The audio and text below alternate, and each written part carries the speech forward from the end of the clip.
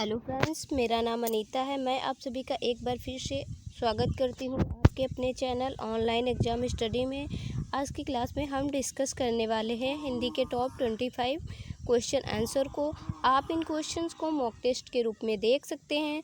तो चलिए स्टार्ट करते हैं आज की अपनी क्लास। आपका फर्स्ट क्वेश्चन है, हिंदी भाषा किस लिपि में लिखी जाती है? हिंदी भाषा किस लिपि में लिखी जाती है? यहाँ जिसका सही उत्तर ऑप्शन ए होगा, गुरुमुखी लिपि में हिंदी भाषा लिखी जाती है। प्रश्न नंबर 2 है, अनुभव के दो भेद होते हैं। अनुभव के दो भेद होते हैं, वे कौन कौन से हैं? राइट ऑप्शन सी होगा, कायिक और सात्विक। कौन कौन से? कायिक और सात्विक अनुभव के दो भेद होते हैं।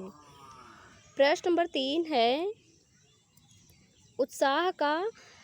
उत्साह किस रस का स्थायी भाव है? उत्साह किस रस का स्थायी भाव? उत्साह जो है वो वीर रस का स्थायी भाव है।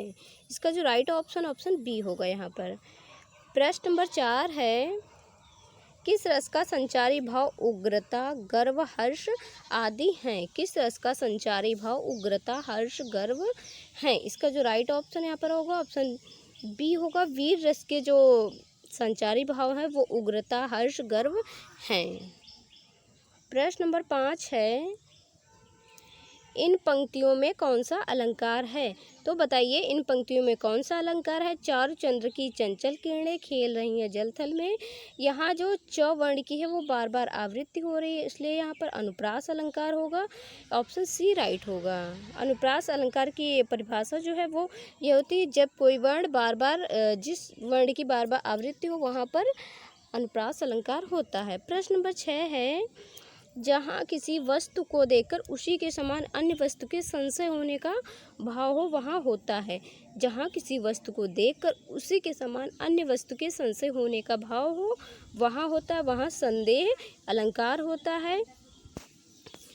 इसका जो राइट ऑप्शन बी होगा। एक उदाहरण है, जैसे कि सारी बीच नारी है कि नारी बीच सारी है।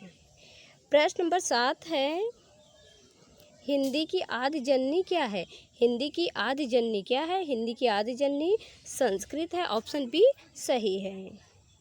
प्रश्न नंबर 8 है, हिंदी का प्रथम मौलिक उपन्यास है। हिंदी का प्रथम मौलिक उपन्यास परीक्षा गुरु है। ऑप्शन ए सही है। प्रश्न नंबर 9 है, किस कवि को कवियों का कवि कहा जाता है? किस कवि को कवियों का कवि कहा जाता है? शमशेर बहादुर सिंह को कवियों का कवि कहा जाता है।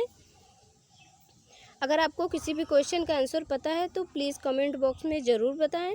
प्रश्न नंबर 10 है, रामचरितमानस की रचना किस बोली में की गई है? रामचरितमानस की रचना किस बोली में की गई है? राइट ऑप्शन ए होगा, अवधी भाषा में की गई है। प्रश्न नंबर 11 है, निम्न में प्रत्यय रहित शब्द है। क्वेश्चन में पूछा है कि प्रत्यय रहित शब्द है।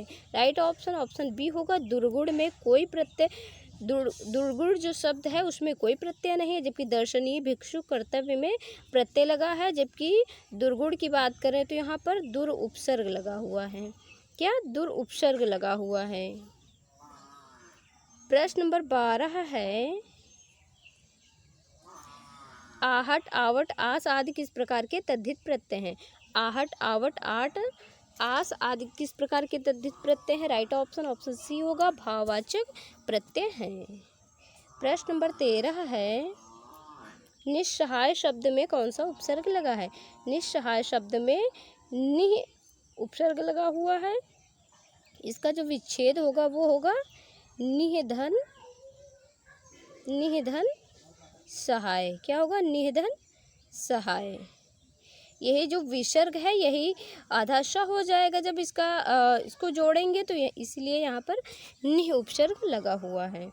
प्रश्न नंबर 14 है, यदि बारिश होती तो सूखा ना पड़ता। इस वाक्य में कौन सा काल है? यदि बारिश होती तो सूखा ना पड़ता, यहाँ पर हेतु, हेतु मद भूतकाल है। ऑप्शन ए सही है। प्रश्न नंबर 15 है, क्रिया के मूल रूप को क्या कहते हैं? क्रिया के मूल रूप को धातु कहते हैं। ऑप्शन सी राइट होगा।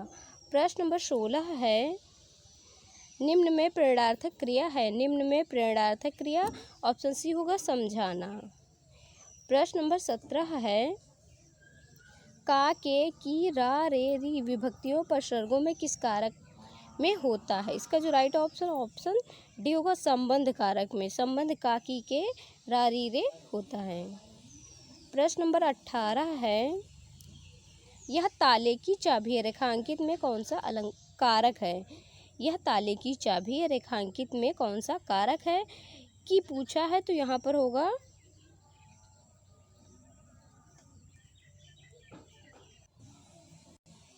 यहाँ पर करण हटा करके संबंध कर देंगे। क्या? संबंध कारक, यानी ऑप्शन सी यहाँ पर सही होगा, संबंध कारक। प्रश्न नंबर 19 है, निम्नलिखित में कौन सा शब्द दोनों वचनों में समान रहता है? निम्नलिखित में से कौन सा जो शब्द है वो दोनों वचनों में समान रहता है? सरसों जो है वो दोनों वचनों में समान रहता है। प्रश्न नंबर 20 है, निम्नलिखित शब्दों में पुल्लिंग का चयन कीजिए। तो बताइए, निम्नलिखित शब्दों में पुल्लिंग का चयन कीजिए। राइट ऑप्शन डी होगा, मोती यहाँ पर पुल्लिंग में है, बाकी रात, सांस, मूर्खता ये स्त्रीलिंग में है। प्रश्न नंबर 21 है, इनमें से कौन सा शब्द भाववाचक संज्ञा नहीं है? इनमें से कौन सा शब्द भाववाचक संज्ञा नहीं है? इसका जो सही उत्तर ऑप्शन सी होगा, सोना जो है वो पदार्थवाचक संज्ञा होगी, जबकि मनाही, विद्वता, खुशी ये भाववाचक संज्ञा हैं। प्रश्न नंबर 22 है, द्रौपदी का चीर का अर्थ है, द्रौपदी का चीर का अर्थ है कभी ना समाप्त होना, ऑप्शन सी सही होगा। प्रश्न नंबर 23 है, अपेक्षा और उपेक्षा शब्द युग्म का सही विकल्प चुनिए। अपेक्षा का मतलब होता है किसी से आवश्यकता, उपेक्षा मतलब अवहेलना या निरादर, यानी ऑप्शन ए राइट होगा, आवश्यकता, अवहेलना या निरादर।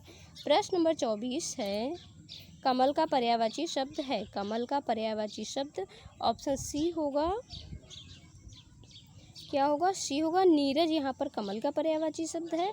अंबर की बात करें तो अंबर आकाश का पर्यायवाची शब्द किसका है? आकाश का पर्यायवाची शब्द है। दिनकर सूर्य का पर्यायवाची शब्द है।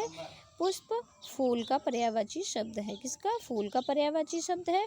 यहाँ जिसका राइट ऑप्शन सी होगा, नीरज। प्रश्न नंबर 25 है, शीत का विलोम शब्द है, शीत का विलोम शब्द उष्ण होगा, ऑप्शन डी राइट होगा। आई होप ये क्लास आपको अच्छी लगी होगी। अगर क्लास आपको अच्छी लगी हो तो प्लीज़ वीडियो को एक लाइक जरूर करें, कमेंट करें। चैनल पर अगर आप नए हैं तो चैनल को जरूर सब्सक्राइब करें, जिससे आने वाली वीडियो की नोटिफिकेशन सबसे पहले आपके पास पहुंचे। तो मिलते हैं नेक्स्ट वीडियो में, तब तक के लिए जय हिंद, थैंक्स फॉर वॉचिंग।